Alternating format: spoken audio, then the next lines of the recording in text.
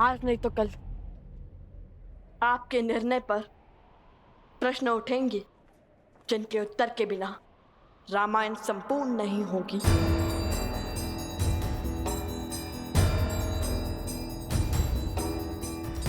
इस प्रश्न का उत्तर सीता के त्याग का केवल यही पीढ़ी नहीं, आने वाली हर पीढ़ी आभार मानेगी। जिस आने वाली पीढ़ी की आप बात करते हैं, वो पीढ़ी माता सीता के मुख से इस त्याग की कहानी को सुनना चाहती है। ढूंढिए माता सीता को, उन्हें स्वीकारिए। माता सीता का स्थान कोई स्वर्ण मूर्ति नहीं ले सकती। सीता यहां नहीं आ सकती। तुम दोनों अब ये वाद विवाद छोड़ दो और अश्व को मुक्त कर दो। उद्दंडता की भी सीमा होती है।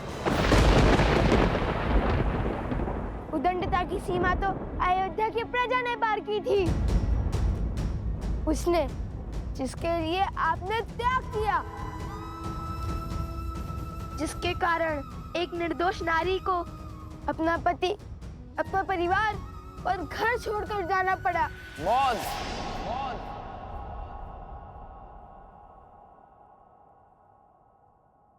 अश्व दो, अश्व दो, या फिर युद्ध के लिए सज्ज हो जाओ।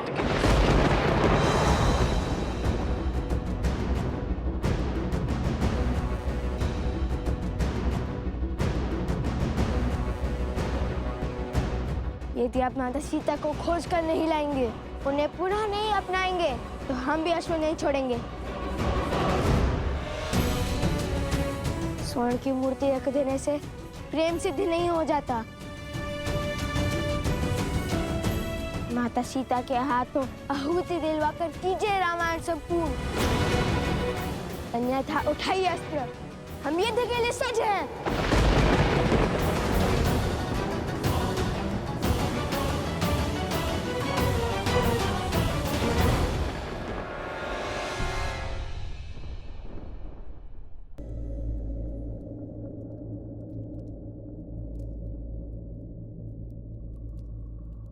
लवकुश अब तक नहीं आए।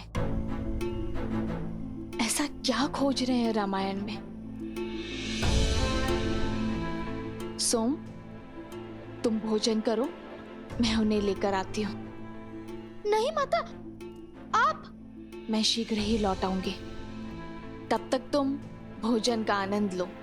और हाँ, भोजन समाप्त किए बिना उठना नहीं। तब तक मैं उन दोनों की सुध लेकर आती हूँ। ये किस संकट में फंस गया? लवकुश तो आश्रम में है ही नहीं और भोजन समाप्त किए बिना उठ नहीं सकता। कहिए श्री राम, खोजेंगे हमारे साथ माता सीता को, रखेंगे स्वर्ण प्रतिमा के स्थान पर स्वयं माता सीता को।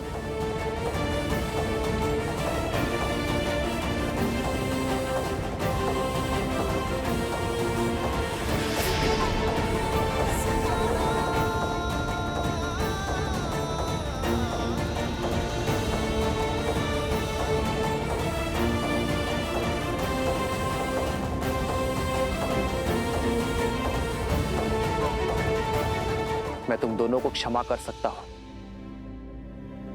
बिना युद्ध के इस अश्व को लेकर जा सकता हूं, किंतु जो शस्त्रहीन और दुर्बल पर वार करते हैं वो क्षमा के नहीं, मेरे दंड के भागी होते हैं।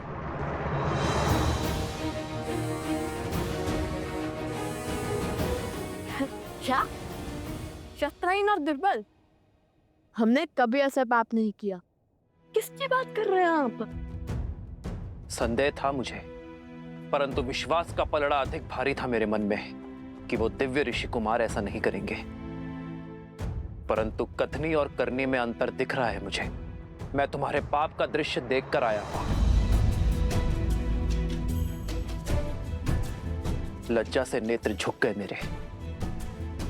अपनी शक्ति का प्रदर्शन करने के लिए तुम दोनों ने पूरे गांव को भस्म कर दिया।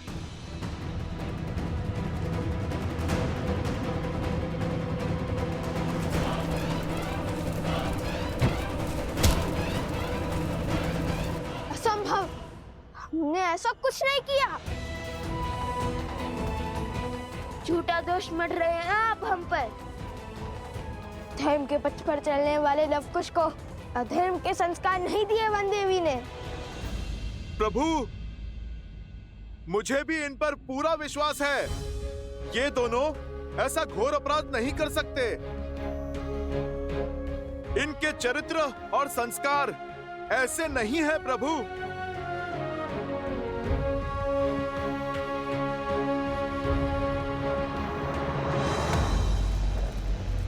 अच्छा हुआ भैया, हमने उस गांव पर अपनी माया का खेल नहीं खेला। लवकुश बनकर गए अवश्य, पर सत्य में त्राही त्राही मचाकर लौट आए। यदि हम उन गांव वालों के साथ सम्मिलित हो जाते तो सत्य की मूरत वो राम क्षण भर में हमें पहचान लेता। अब जो बीज बोया है उसका फल पकते हुए देखना है।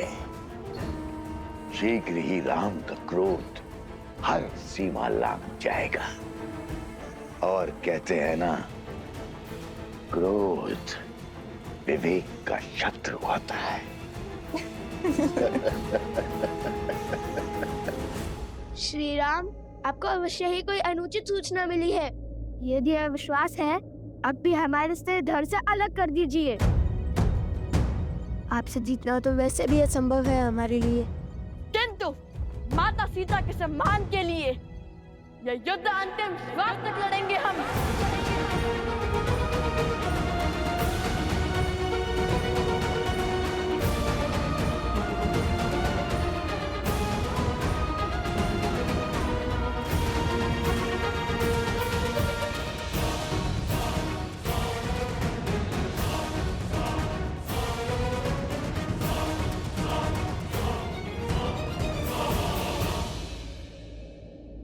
युद्ध आरंभ होने से पूर्व मेरी एक अंतिम बात और सुन लो। व्यक्ति का जीवन उस पर उसके माता पिता का ऋण होता है। मैं नहीं चाहता कि तुम उनकी अनुमति के बिना, उनकी जानकारी के बिना ये युद्ध लड़ो। जाओ और जाकर अपने माता पिता और अपने परिजनों से मिलकर आओ। कदाचित तुम्हारे माता पिता तुम्हें समझा पाए, तुम दोनों को अपनी भूल का आभास करवा पाए। कौन है तुम्हारे पिता?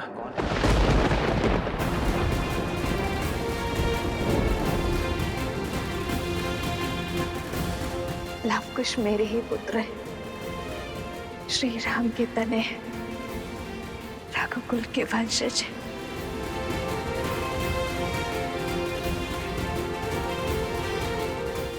क्या योद्धा के लिए उसके कुल का नाम होना आवश्यक है? हमारी माता ही हमारे पिता हैं।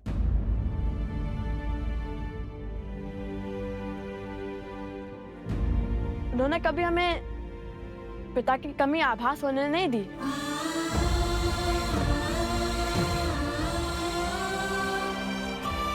मैं किसी के कुल पर प्रश्न नहीं उठा रहा, पर क्या तुम दोनों की माता को तुम्हारे इस कर्म का ज्ञान है? नहीं। तो जाओ और अपनी माता को इस निर्णय से अवगत कराओ। हो सकता है कि ये सत्य जानकर वो तुम दोनों को ये अनर्थ करने से रोक दे।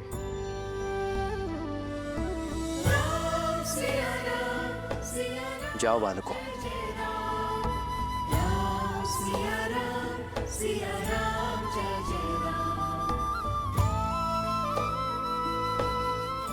हनुमान जी, हमारे अश्व की रक्षा का दायित्व आपका है। वचनबद्ध हैं आप। राम सिया राम जय जय राम। राम सिया राम जय जय राम। हे महादेव, कोई चमत्कार दिखाइए। सीता माता को सत्य से अवगत करवाइए। जितना मैंने लवकुश को जाना है वो पीछे हटने वाले नहीं हैं।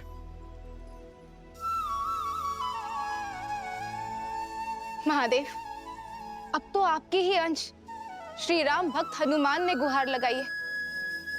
आप तो नियति का खेल बदल सकते हैं ना। सीता को सत्य का ज्ञात कराइए, अन्यथा एक पिता अपने पुत्रों के अंत का कारण बन जाएगा। ये तो आप भी जानते हैं ना कि लव और कुश श्री राम से नहीं जीत पाएंगे। यदि ये युद्ध हुआ तो श्री राम लव कुश को मार देंगे। महादेव, आप मौन क्यों हैं? कुछ कीजिए महादेव। अरे माता, कहाँ जा रहे हैं आप? बाहर संकट है, आपने तो कहा था। हाँ, वो मैं। आप तो लवकुश को खोजने निकली थी ना? हाँ, कहाँ है लवकुश? अरे हाँ, वो तो अध्ययन कक्ष में है ना, रामायण के अध्ययन में। मैं उन्हें देखकर आती हूँ। हाँ, वही होंगे, और कहाँ जाएंगे?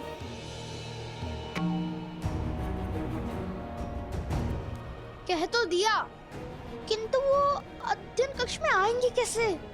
आज हर भेद खुल जाएगा।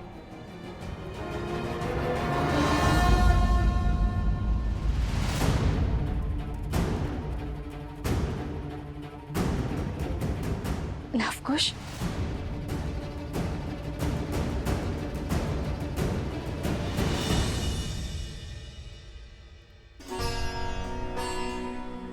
मारे गए।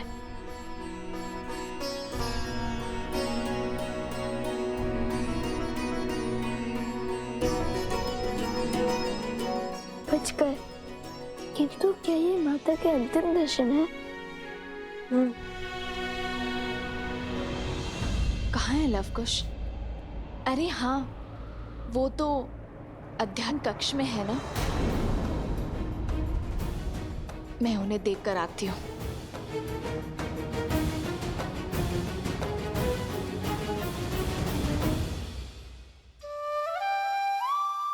बाल बाल बचा भी इसी क्षण निकल जाता हूँ, अन्यथा ये सियाराम के लाल मुझे पुनः फंसा देंगे। क्या बात है? आज इस समय रामायण अध्ययन का विचार कैसे आया?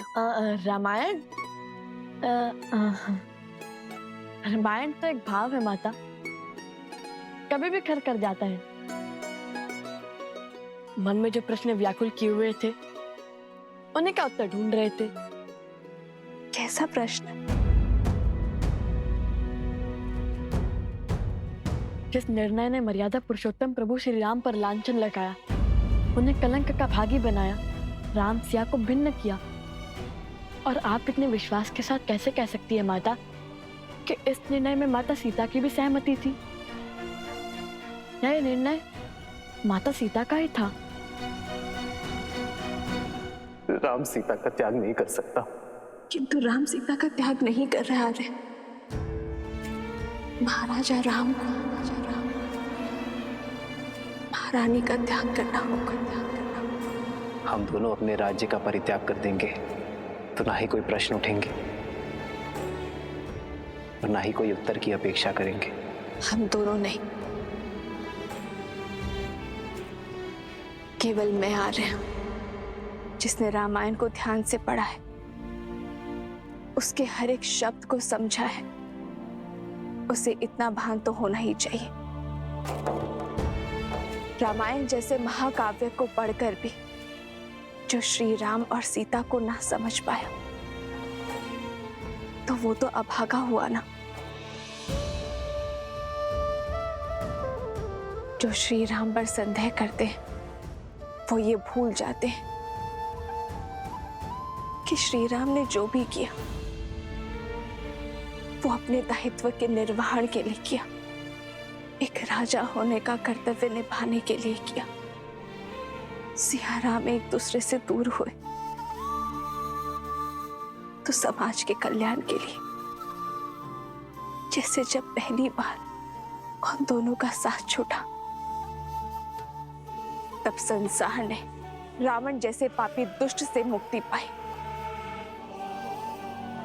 और यदि इस बार उन दोनों ने अलग होने का निर्णय लिया है, तो इस धरती से रावण रूपी सोच का अंत करने के लिए लिया है। इस संसार में स्त्रियों और पुरुषों का स्थान एक समान करने के लिए किया है। अलग हुए नारियों को समान अधिकार दिलाने के लिए। जो रामायण की पवित्रता पर संदेह करते हैं, वो अभागे हैं, अबोध है। उन्हें श्री राम के संपूर्ण अयान को समझने की आवश्यकता है, जो समय आने पर स्वयं ज्ञात हो ही जाएगा। कदाचित आप उचित कह रही हैं माता। तो क्या आपके कथन का अर्थ है कि माता सीता और प्रभु श्री राम अब कभी नहीं मिलेंगे?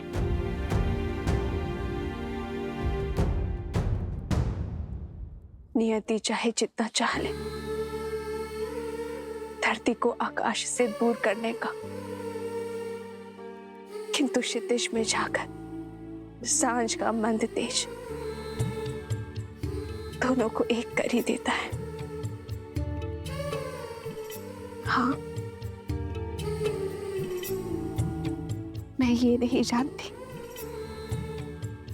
कि सिया राम के जीवन में वो सांझ कब आएगी? माता, वो समय हम लाएंगे जब प्रभु श्री राम और माता सीता फिर से एक होंगे। क्षितिज, हम करेंगे रामायण संपूर्ण।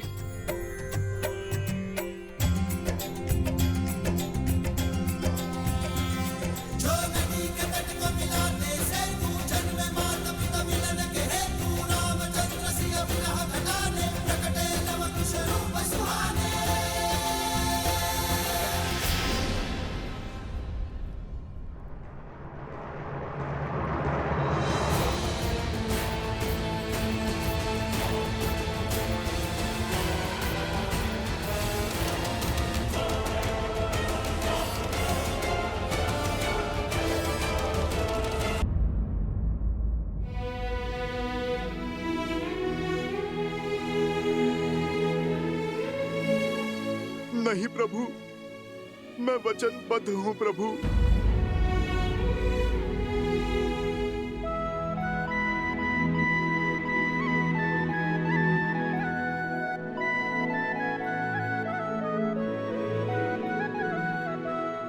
मैं तुम्हें वचन तोड़ने के लिए बाध्य नहीं करूंगा हनुमान।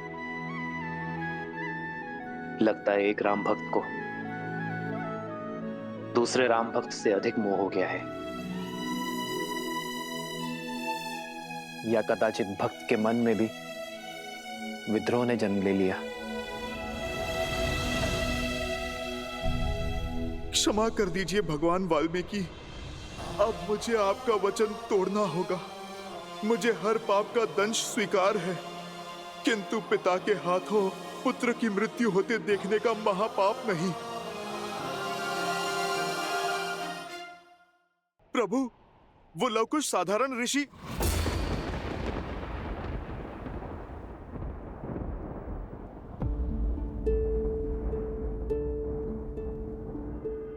मैं सब समझ गया। अब और कुछ कहने की आवश्यकता नहीं है। वचन से बंधे हो, इसलिए अब तक मौन थे, तो अब भी कुछ मत कहो हनुमान। इस संसार में वचन से बड़ा और कुछ नहीं।